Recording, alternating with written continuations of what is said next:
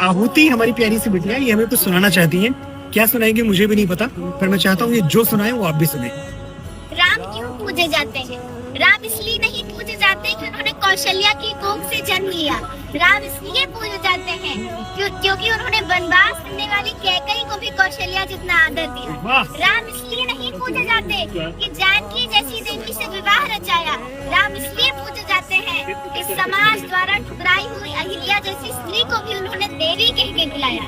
राम इसलिए नहीं पूजे जाते कि दशरथ जैसा चक्रवर्ती सम्राट उनका पिता है।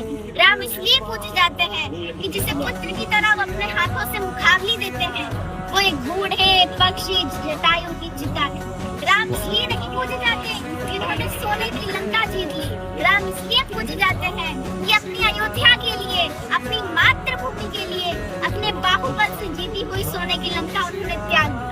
राम इसलिए नहीं पूजे जाते कि उन्होंने रावण की नाभि में तीर भेज दिया। राम इसलिए पूजे जाते हैं कि इस प्रकार विद्वान से जीवन की शिक्षा लेने के लिए उन्होंने लक्ष्मण को उसके चरणों में भेज दिया। राम इसलिए नहीं पूजे जाते कि वो भगवान थे। राम इसलिए नहीं पूजे जाते क्योंकि वो भगवान थे। राम इसलिए पूजे जाते हैं क्योंकि वो मर्यादा में रहने वाले इंसान।